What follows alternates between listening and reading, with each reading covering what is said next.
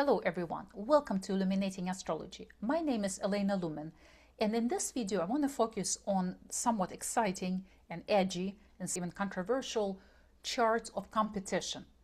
In horary astrology, which I practice and teach, all sorts of questions can be answered, but charts of competition and war and who is going to win as far as the sports or the election is a common question that astrologers may get. And traditional astrology gives a lot of rules how to delineate such charts. So here I want to present to your attention a chart we did with one of my friends who lives in New York, and she was curious who was going to win in the election, Cuomo, her preferred candidate, or Mamdani.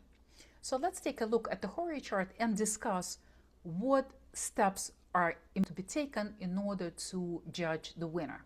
Again, my friend slightly preferred Cuomo over Mamdani, and so we assigned her preferred candidate to the first house. We find Scorpio rising here, and Mars, ruler of the Scorpio, is in the first house.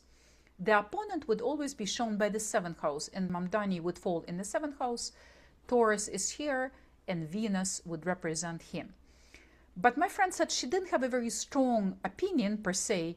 Therefore, I decided to check the astrological signatures for Cuomo and Mamdani, and as it often happens, Venus is very much appropriate for Mamdani because he's a Libra sun, and Mars is somewhat appropriate for Cuomo as a more fiery person because he's a Sagittarius sun.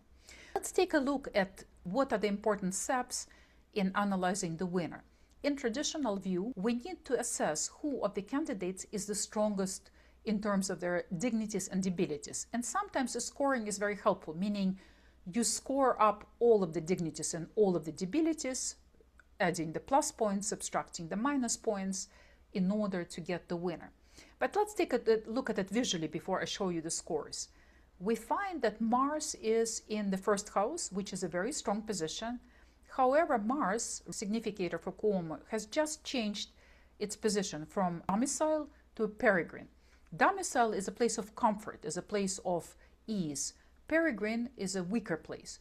In other words, Cuomo had a strong position of comfort, position of security, but it has changed to much less secure and unstable place.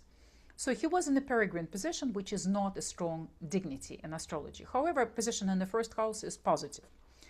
As to Mamdani, he is in the 11th house, which is a very fortunate position, and it's in domicile. So Mamdani is in one of the winning houses. In the sequence, in the order of winning houses, the 10th or the 11th are the best houses to be. However, the first is also a good house. 7th and the 4th are also acceptable. So Mamdani is in better position by zodiacal state. He's in dignity and in the 11th house, which is slightly preferable. I think it gets one extra point for winning. So from the first glance, Mamdani has a little bit better position, but not extremely strong yet. Another thing we can take a look at is who is going to get the victory. The victory is the 10th house, and we find that Mercury, representing the 10th house, is in the first, but it's very debilitated. It's both in detriment and slowing down to go retrograde. So it's as if victory goes to Cuomo, but doesn't hold, right? That's not a positive sign. And the 4th house, representing the end of the matter, is Jupiter. We find Jupiter in Cancer, in aspect with Venus, though a separating aspect, that's positive, and also in separating aspect with Mars. So both planets have an aspect with Jupiter, but it's separating, so it doesn't tell us about the future. Finally, we need to look at the luminaries, and whoever luminaries assist usually gets the winning position. The luminaries here do not really assist anyone. I mean, Mars is dispositor of the Sun, and Venus is dispositor of the Moon. We can say that one luminary assists Mamdani and one luminary assists Cuomo, but it's not a very strong position because it was a full moon situation and they were in the cadent houses. So one last thing to look at is to see the mutual receptions, who is better received than others. And in order to do that, I'm going to open a horary view, and we can see that Venus gets a lot of receptions with Saturn, So in the end, Mamdani gets support of Saturn, of the roots, so to speak. And Mars does not get much reception except with the Sun, only one, but the sun is in the 12th house, so it cannot assist very much. So by all counts, even if we look at the scores here, Venus gets plus 12 and Mars gets minus 5. I got different scores by calculating it according to William Lilly table, but in any case, no matter how we look at it, Venus has a better position to win. And so it was. Venus won, Mamdani won. But I want to point out something interesting here. People have exalted expectations of this candidate because the moon was in Taurus and exalted. However, Venus is about to change signs from Libra to Scorpio. So as situation unfolds, things may not go as promised or as hoped.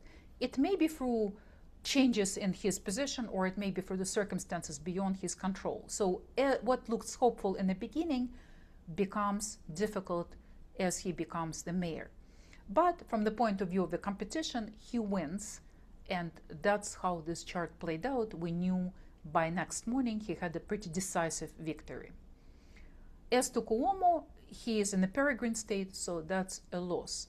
You know, another indication might be here also that part of fortune is in the 7th house, assisting Venus, and Mars, even though in its own house, but it's in peregrine position, is not getting much support. So that's how it played out. Let me know in the comments what you think, if you did any competition charts yourself. If you're new to my channel, please hit the subscribe button. I really appreciate all of the support, and stay tuned for more.